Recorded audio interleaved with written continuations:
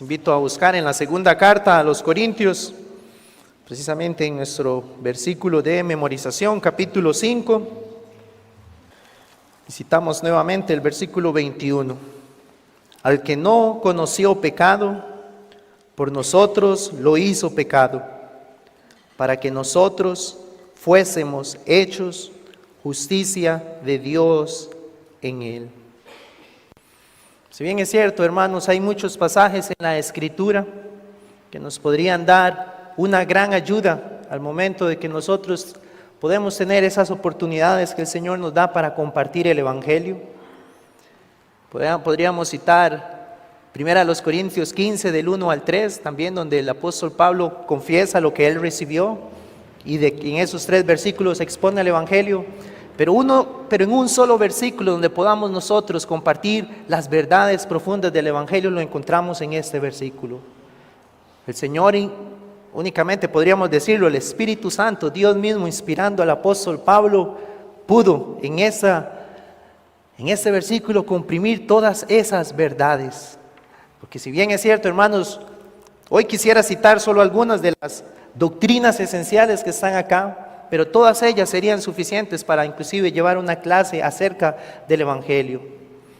Pero quiera el Señor que al exponernos a esta verdad de su palabra, al Evangelio, esto nos conmueva al creyente a dar gloria a Dios de lo que el Señor ha hecho a través de Cristo con nuestros pecados. Pero a la misma vez, como el apóstol acá les estaba diciendo a los hermanos en Corinto, decir, tenemos un ministerio precioso.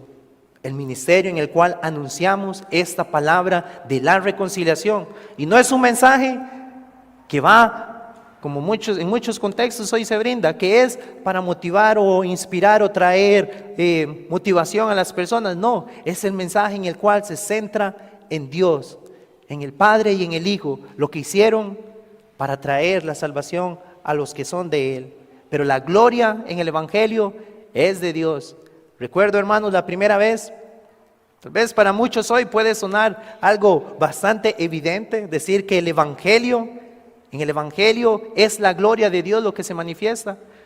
Pero recuerdo la primera vez que escuché eso, decir que el Evangelio está centrado en Dios. Porque mi pregunta era, ¿cómo? Si más bien el Evangelio es para salvarme a mí, al hombre, pero entendiendo lo que implica el Evangelio, que es lo que Dios a través de Cristo ha hecho. Porque vamos a ver en un momento que el hombre queda al margen y toda la obra de salvación se está realizando en la Trinidad, el Dios Trino único y verdadero. Y así es como debemos nosotros proclamar el Evangelio. No como en muchos contextos, como les digo, donde el centro siempre es traer al hombre. No. Nosotros cada vez que escuchamos al Evangelio debemos salir glorificando más a Dios por una salvación tan grande. Hoy el tema de este sermón es la reconciliación. Nosotros podemos recordar a modo de introducción cuando Dios ha completado su obra en su creación, la cual fue perfecta. Recordamos que no había caos, no había ningún tipo de desorden, no había dolor, no habría muerte en ese momento. Pero tristemente hoy no es así la vida del ser humano. Más bien es todo lo opuesto a como fue al inicio. La Escritura nos declara, el hombre fue hecho a la imagen de Dios, pero hoy esa imagen se ha distorsionado. Y somos nosotros criaturas pecaminosas, criaturas caídas, que nacemos todos con una inclinación al pecado. Como señalaba un hermano, más bien hoy podemos decir la atracción al pecado es irresistible para el hombre sin Cristo. Y sabemos entonces, a través de la verdad de la Escritura, que nosotros mismos no podemos librarnos de esa atracción. El ser humano entonces tiene un corazón pecaminoso, el cual corrompe todos nuestros pensamientos, todo nuestro ser, nuestra voluntad, nuestras emociones, todo está cautivo al pecado. Es lo que señala el apóstol Pablo también en Romanos 8 y versículos 7 al 8. Por cuanto los deseos, los designios de la carne son enemistad contra Dios, porque no se sujetan a la ley de Dios, ni tampoco pueden. Y dice, y los que viven según la carne, entonces no pueden agradar a Dios. Entonces debemos reconocer, en nosotros está esa incapacidad de amar, esa incapacidad de obedecer o esa incapacidad de agradar a Dios. Y eso es lo que entendemos entonces como lo que es la depravación humana. Todas las consecuencias que hoy nosotros vemos del pecado son debido entonces a esa separación que ha ocurrido entre Dios y el hombre por causa del pecado. Esa es la realidad de la Escritura. Estamos enemistados con Él, con el Dios verdadero, por causa de nuestro pecado. Pero asimismo, Él está enemistado con nosotros por nuestra pecaminosidad. Y esa es una terrible noticia para el ser humano hoy en día. Un hombre podría ser enemigo de otro hombre. Claro, en algunas ocasiones ese hombre puede y causa y puede traer daño a su enemigo. Pero ¿qué de aquel que está enemistado con el Dios que es todopoderoso, con el Dios creador del universo? ¿Qué significa esa enemistad? Realmente si nos sentamos a considerarlo, eso debería traer pavor al hombre. La Biblia dice que en su mano está el hálito de cada ser viviente. Por eso la Escritura también nos dice que Dios se ríe cuando ve al hombre rebelándose en contra de Él. Pero precisamente es lo que esa enemistad a través del pecado ha producido, que el hombre se engañe a sí mismo, pensando que Él es Señor de su vida y que Él podría enfrentar a ese Dios todopoderoso. Pero también nosotros entonces entendemos que la única solución a esa condición del ser humano tiene que venir de Dios mismo. No está en nosotros el poder lograr que esa separación culmine. No es entonces la mucha educación, como algunos consideran que el hombre puede mejorar su vida a través de mucho conocimiento, a través de muchos consejos, como a través de la psicología o a través del avance en la civilización o la tecnología. Si bien es cierto, eso podría mejorar las condiciones de vida del hombre, eso no afecta absolutamente en nada en su relación con Dios. Porque el problema del hombre es interno y es esto mismo, el pecado que gobierna en su ser. Pero entonces la salvación que Dios trae va precisamente a tratar de esto. Hasta que se produzca esa reconciliación con Dios, en primer lugar, es que entonces la vida del hombre empieza a cobrar sentido. Y todas las demás enemistades que el hombre tiene pueden empezar a ser resueltas. La pregunta es, ¿ha sido usted reconciliado con Dios? ¿O era usted consciente, o es en esta tarde consciente de que hay una enemistad entre usted y Dios? Porque si fuera así, si usted lo puede reconocer, ¿cómo está llevando usted esa situación? Muchos tratan de ignorarla, esa verdad, y vivir su vida como ellos desean, sin querer pensar en un día de juicio, sin querer pensar en un día en que tendrán que morir, y lo que quieren es disfrutar el aquí y el ahora, tratando de muchas maneras entonces deshacerse de esa idea. Pero si bien es cierto, el Señor ha puesto su santa ley en la conciencia de cada hombre, y todos sabemos, todo hombre sabe a través de esa imagen de Dios que está en sí mismo, cuando él ha pecado contra su Creador, porque tiene esa conciencia que le acusa. Pero entonces hasta que eso pueda ser reconciliado con Dios, usted no tendrá paz, o usted podrá seguir engañándose. Pero la Escritura nos enseña que es Dios en su soberanía quien cambia milagrosamente esa naturaleza de aquellos entonces a los que Él redime. Eso es lo que Él vino a hacer.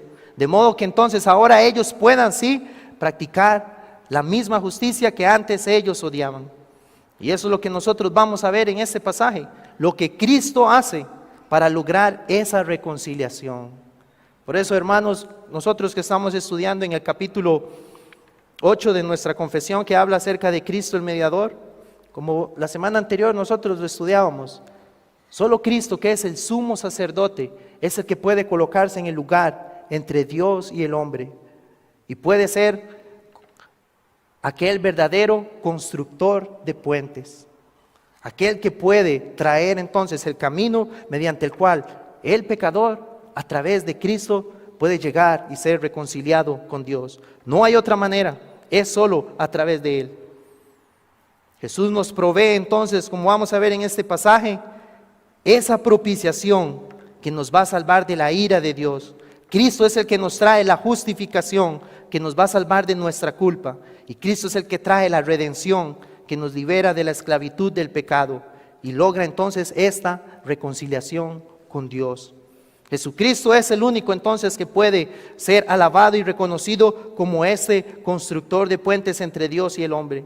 Ha hecho todo lo necesario para lograr esa reconciliación, o entre un Dios santo, como dice la Escritura, que es muy limpio de ojos para ver el mal, y una criatura caída, que aunque trate de lavar la gran mancha de su pecado, nunca lo podrá hacer por sí mismo. Siempre permanecerá su pecado delante de Dios.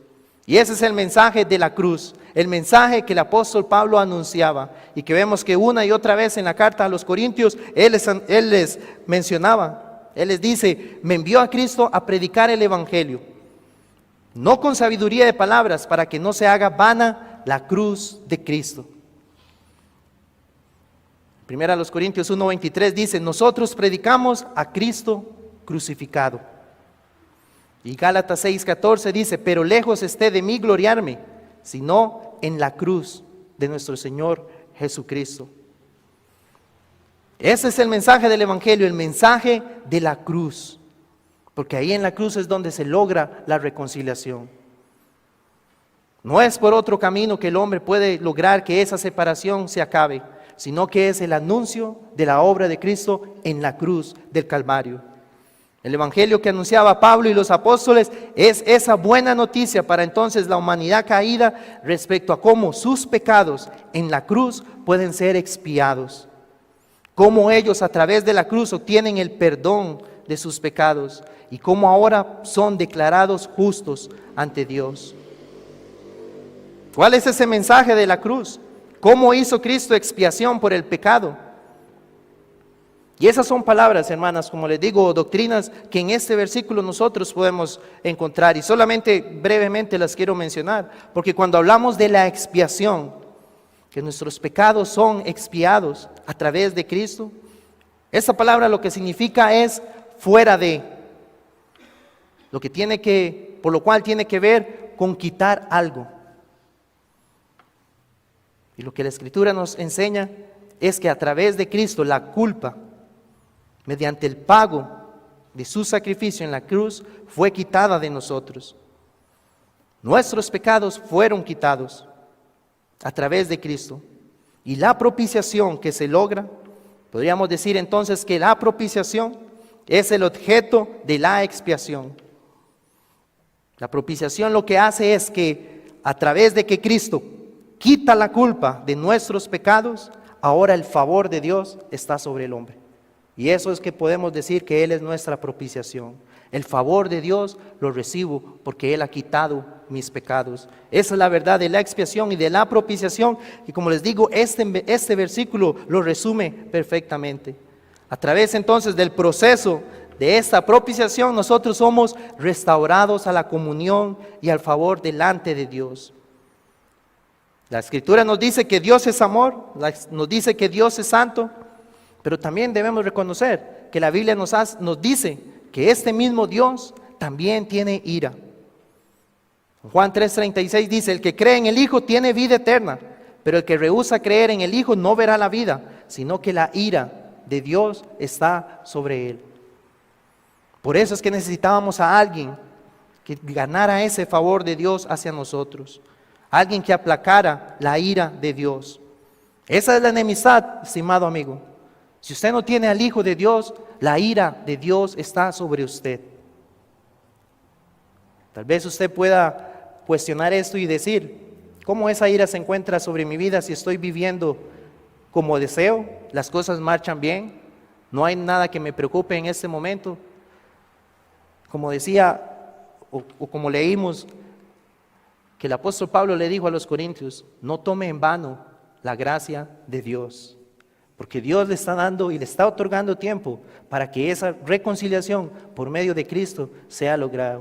Pero si usted sigue rechazando, también la Escritura lo dice, lo que está haciendo es acumulando esa ira para el día en el cual Dios manifestará el juicio y traerá a todo hombre a juicio delante de su Hijo, nuestro Señor Jesucristo.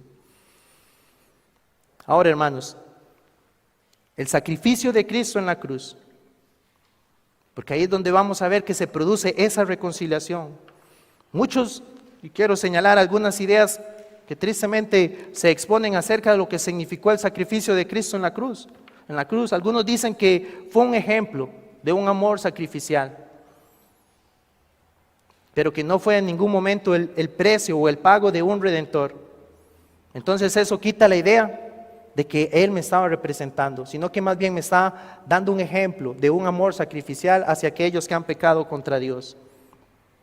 Entonces quita la idea de que necesito a alguien que me sustituya porque yo no he podido cumplir lo que Dios demanda y mis pecados necesitan ser castigados. Quita esa idea. Pero realmente la cruz de Cristo fue un ejemplo para mostrarnos qué tan amoroso es Dios. Otros dicen tristemente que el sacrificio de Cristo en la cruz fue un pago que se hizo para Satanás. Cuando más bien Efesios nos dice, Efesios 5:2 dice, Cristo ofrenda y sacrificio a Dios en olor fragante.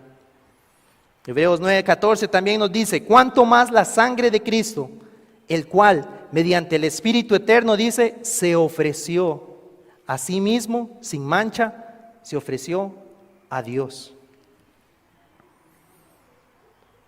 Y tristemente en nuestros días un mensaje que ha tomado mucha fuerza en cuanto a lo que es la idea de Cristo en la cruz, es que ahí Cristo triunfa sobre todos aquellos enemigos que pueden afectar a la humanidad. No se exalta ni el sacrificio expiatorio ni el sacrificio propiciatorio de Cristo y que Él debía ser el sustituto de su pueblo, sino que más bien en la cruz Cristo estaba venciendo a los enemigos que a usted le agobian. A todos aquellos que a usted le afligen, Cristo ahí los venció para que usted ahora sí pueda desarrollar su vida. Y como les digo, hermanos, esto no tiene ningún fundamento en las verdades de la Escritura. Y quiero leerles varios pasajes donde la Escritura nos habla precisamente que Cristo en la cruz lo que estaba haciendo era tomando el lugar de aquellos que iban un día a creer en Él. Él no conoció pecado, pero Él recibió la culpa de aquellos que iban a creer en Él, la culpa de los pecados de aquellos que iban a creer en Él. Romanos 5:6 dice, porque Cristo, cuando aún éramos débiles, a su tiempo dice, murió por los impíos. Romanos 5:8, mas Dios muestra su amor para con nosotros, en que siendo aún pecadores, Cristo murió por nosotros. Romanos 4:25 dice, el cual fue entregado por nuestras transgresiones y resucitado para nuestra justificación. Primera a los Corintios 15:3, que Cristo murió por nuestros pecados, conforme a las Escrituras. Gálatas 1:4, el cual se dio a sí mismo por nuestros pecados, para librarnos del presente siglo malo, conforme a la voluntad de Dios y Padre.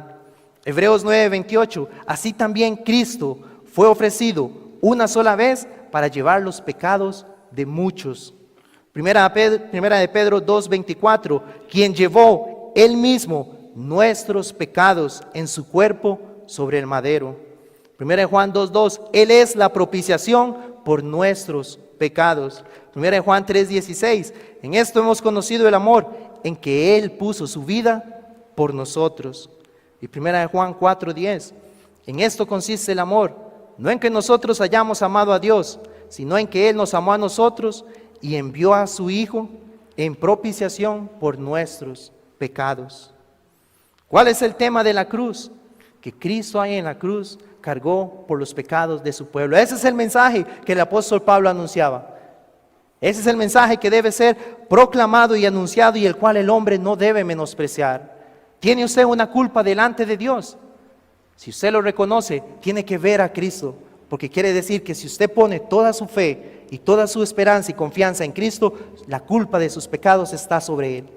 Y usted ya no tendría entonces por qué recibir condenación, porque Cristo estaría tomando su lugar. Eso es lo que Pablo entonces anunciaba, hermanos. Ese es el tema glorioso que nosotros debemos proclamar. Cómo el hombre en Cristo puede ser reconciliado. Esa es la buena noticia, hermanos. Pero el ser humano hoy en día, muchas veces el hombre lo que desea es recibir, o más bien presentarse a sí mismo como alguien que yo puedo hacer. Para recibir el favor de Dios, yo puedo hacer algo. Pero si yo peco, si el ser humano peca, entonces ¿qué es lo que dice? Pero hay situaciones o factores que me han afectado por lo cual yo peco. Pero en el Evangelio no es así. En el Evangelio lo que Dios dice, usted, el ser humano, no puede hacer nada para librar su culpa y su separación. Usted más bien, delante de Dios, lo que ha hecho es que usted es culpable, porque usted está muerto en sus delitos y sus pecados. Es totalmente contrario a lo que el ser humano quiere creer. Por eso, para muchos era locura, la locura de la predicación de la cruz de Cristo. El hombre, como les digo, quiere ser reconocido, tener un poco de virtud. Cristo ha hecho el sacrificio, pero depende de usted si desea creer en Él. Depende de usted si desea darle la oportunidad. Algo que no es para nada bíblico, sino que el Señor ha pagado. Jesucristo dice, cuando se dio el anuncio de que Él iba a nacer, dice, Él salvará a su pueblo de sus pecados. Y Él lo va a realizar y Él lo está realizando hoy en día. Y hasta que venga el último de sus escogidos, Él seguirá haciendo eso. Salvará a su pueblo de sus pecados. Para eso vino el Hijo del Hombre, para buscar y a salvar lo que se había perdido. La forma entonces mediante la cual se lleva a cabo esta salvación es lo que Pablo anunciaba, reconciliando a los pecadores con Dios en Cristo. No es entonces pagar un rescate a Satanás, no es darnos un buen ejemplo, sino que se trata de que Dios estaba en Cristo reconciliando consigo al mundo. ¿Lo ven, hermanos? ¿Dónde está el ser humano ahí realizando o aportando algo? Dios estaba en Cristo. ¿Y qué estaba haciendo? Reconciliando al mundo. El mundo queda al margen, pero Dios está haciendo la obra a través de Cristo. Por eso Él dice, ahora, si alguno está en Cristo, nueva criatura es. Ya todo fue hecho entre Dios y Cristo.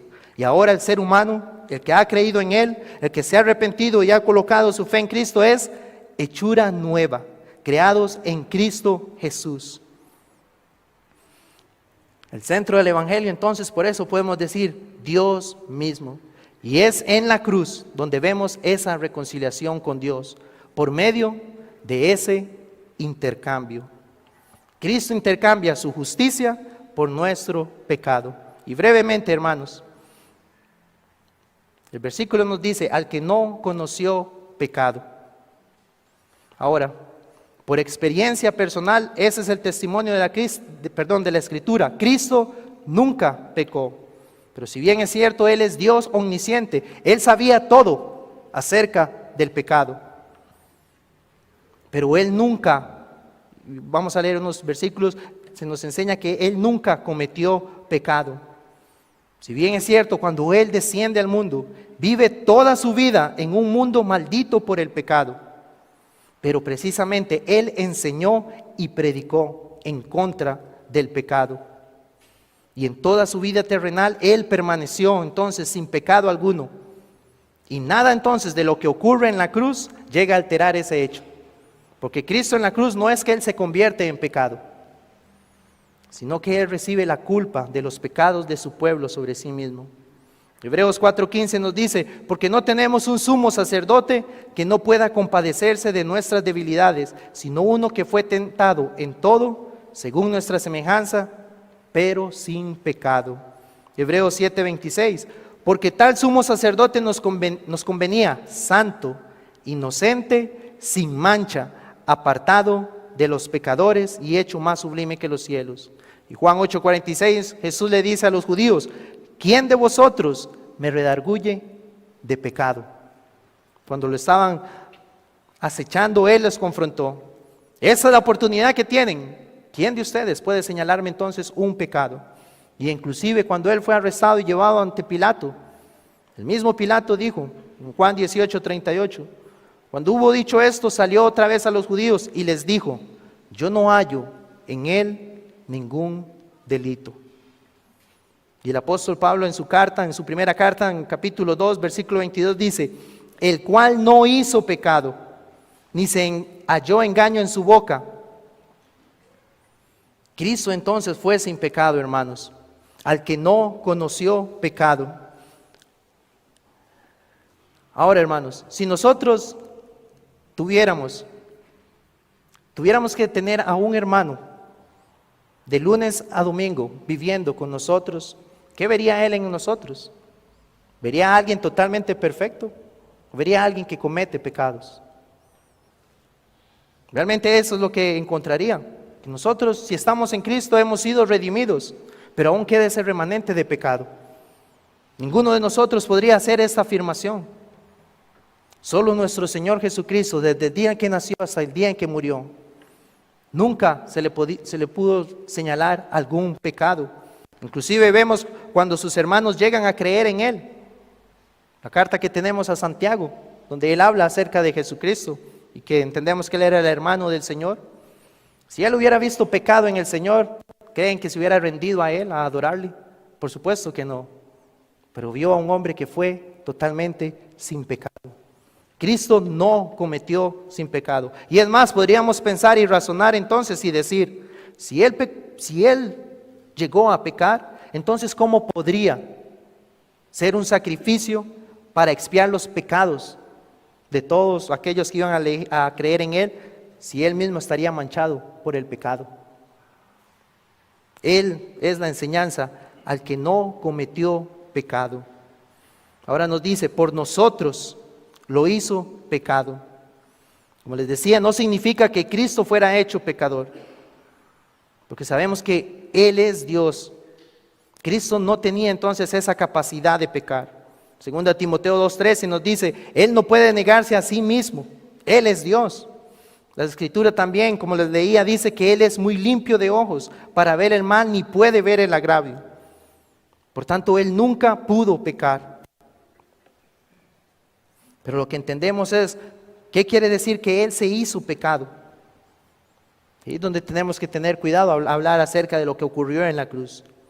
Porque, como señala un hermano, la culpa del pecado de su pueblo fue cargada sobre Él. Cristo llevó sobre sí mismo toda la culpa de todos los pecados de toda la gente que a través de la historia de la humanidad hayan creído en Él. Y ahora, hermanos, pecados de omisión, pecados de comisión, los pecados más terribles, fornicarios, adúlteros, idólatras, homosexuales, borrachos, ladrones, estafadores, asesinos y cualquier tipo de pecado, hermanos. Todos aquellos que han creído en Cristo, todos esos pecados en la cruz fueron pagados por Él. Eso es lo asombroso, hermanos, del mensaje de la cruz. Cristo se hizo pecado por nosotros. Y asimismo usted debe considerar cuáles fueron sus pecados, puntualmente que usted cometió contra su Creador, que los separaban de Él. Si usted está en Cristo, ese pecado fue puesto sobre Él. Él fue hecho pecado por usted. Isaías 53:5 dice, mas Él herido fue por nuestras rebeliones, molido por nuestros pecados, y el castigo de nuestra paz fue sobre Él. Primera a los Corintios 15:3, Cristo murió entonces por nuestros pecados. Y Gálatas 3:13, Cristo nos redimió de la maldición de la ley, hecho por nosotros maldición. Y el tercer punto, al que no conoció pecado, por nosotros lo hizo pecado. Y vemos, hermanos, nuevamente, es Dios el que está haciendo todo, y el resultado ahora es para que nosotros, le dice Pablo a los hermanos en Corinto, fuésemos hechos justicia de Dios en Él. El Evangelio es una declaración, como señala también un comentarista, acerca de la obra expiatoria de Cristo. No es entonces cómo usted puede ser pleno emocionalmente, o cómo puede ser usted pleno financieramente, o cómo puede usted encontrar su propósito en la vida. El Evangelio es para que fuésemos hechos justicia de Dios en Él. Es el propósito de Dios, en primer lugar, su gloria. La salvación pertenece a Jehová por medio de la obra de Cristo. Y lo que ocurre con el hombre, como también señala este comentarista, es el propósito del hombre es secundario. El que no conoció pecado, por nosotros lo hizo pecado, para que nosotros fuésemos hechos justicia de Dios en Él. Oh hermano, cualquier lugar donde quieran a usted colocarle como el centro de este glorioso evangelio, usted tiene que huir de ahí. Lo que debe recordar siempre es lo que Dios en Cristo ha realizado en esa cruz. Y ahora yo puedo ser reconciliado, pero en primer lugar Él se lleva la gloria. ¿Qué quiere decir entonces que hoy somos hechos justicia de Dios en Él? Bueno, hermanos, así como Cristo en la cruz se le cargaron a Él o se le imputaron los pecados de su pueblo y pagó por el castigo de ellos, ahora también al creyente, al que está en Cristo, a su favor le es contado entonces la perfecta obediencia y justicia de Cristo. Usted ahora es recompensado porque ha sido declarado justo en Cristo. Isaías 61:10, en gran manera me gozaré en Jehová, mi alma se alegrará en mi Dios. Y él dice, porque me vistió con vestiduras de salvación y me rodeó de manto de justicia. En gran manera me gozaré en Jehová por esta verdad. Hermanos, ¿qué le provoca a usted cuando recuerda este evangelio que le ha salvado? Pienso yo que tal vez el día que estemos delante del trono, del gran trono blanco, y que en ese momento seamos conscientes, he sido vestido de la justicia de Cristo, ahí este versículo podrá ser más real en nuestra vida. Me voy a gozar en gran manera en Jehová por lo que en Cristo ha hecho, porque ese día no temeré a la condenación, sino que más bien me espera la vida eterna con mi Salvador, porque a través de lo que Él hizo, Cristo, tengo a mi favor su justicia. Dios trata entonces a Cristo, en resumen, como si Él hubiera cometido los pecados de su pueblo, para poder entonces tratarlos a ellos como si hubieran vivido la vida perfecta de Cristo. Y por eso el hermano concluye diciendo, ahora, a través de ese mensaje, lo que somos es embajadores, en nombre de Cristo, como si Dios rogase por medio de nosotros, os rogamos en nombre de Cristo, reconciliados con Dios.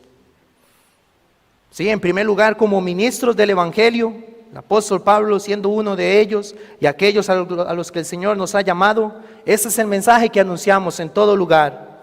Nuestro ruego es que usted se vuelva a Dios.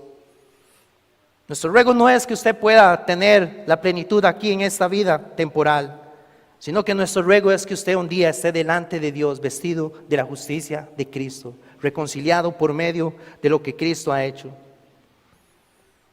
Ahora, esa palabra, hermanos, cuando se nos dice reconciliados con Dios,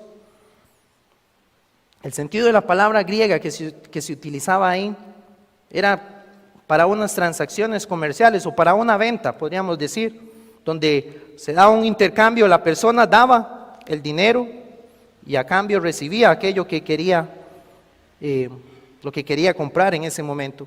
Y ahora Pablo utiliza esa palabra, donde se da esa transacción, ese intercambio, para decir eso es lo que usted debe hacer. A través de Cristo usted lo que debe hacer, si ha confiado en Él, es que se produzca ese intercambio. Sus pecados que sean quitados de su carga, de su cuenta, y sean colocados en Cristo. Y que la justicia perfecta de Cristo le sea ahora imputada a usted en Él. Y por eso se producirá ese intercambio y usted, el creyente, será reconciliado con Dios. Será una nueva criatura. Eso, hermanos, es el maravilloso intercambio que nos habla la Escritura. Pero asimismo, si usted hoy puede dar testimonio de que eso es lo que ha ocurrido en su vida, que ha depositado toda su esperanza y fe en Cristo, el apóstol es claro porque dice, si eso ocurrió, usted es nueva criatura. Usted puede decir que ha sido reconciliado con Dios porque usted es diferente. Su pensamiento con Dios cambió. Su pensamiento con su prójimo cambió. Usted es creado según Dios porque ha sido reconciliado. Pero si usted aún continúa pensando igual que el mundo, teniendo un concepto errado de Dios que no es según la palabra, y usted no ama a su prójimo, usted no puede decir que es reconciliado con Dios, porque el que lo ha sido es nueva criatura. De modo que si alguno está en Cristo, quiere el Señor que hoy usted sí tenga esa esperanza. No estoy hablando de una perfección, sino en el cual Dios lo está santificando, haciéndolo cada vez conforme a Cristo. Pero así mismo, si hoy usted no tiene la certeza realmente, entonces, y puede decir que no ha acudido a Cristo en arrepentimiento, el llamado que nosotros seguimos haciendo y seguimos extendiendo la invitación, hoy es el día de salvación. Acuda a Cristo, Él es poderoso para salvarle. Tenga la fe y la esperanza en Él, para que sus pecados entonces sean pagados en Él y usted reciba la justicia perfecta de Cristo. Amén. Vamos a orar, hermanos y amigos. Te damos gracias, nuestro Padre Celestial, por todo lo que en este día nos has concedido. Gracias por tu palabra que ha sido cantada, que ha sido leída y que ha sido predicada. Gracias, oh Señor, por el mensaje del Evangelio. Gracias por tu Hijo, nuestro Señor Jesucristo. Señor, que tu iglesia, al meditar en estas verdades, siga creciendo en tu temor y siendo más santificada. Que nos volvamos cada vez más a ti en arrepentimiento, clamando, confesando nuestros pecados y apartándonos. Pero también el ruego, oh Señor, siempre es porque en medio nuestro podrían estar aquellos que aún no están reconciliados contigo y que están bajo la ira, acumulando ira. Oh Señor, ten misericordia de esas almas y que tu Espíritu Santo abra sus ojos y les guíe al Salvador Jesucristo, y que al tener al Hijo tengan la vida eterna. En su nombre oramos. Amén. Amén.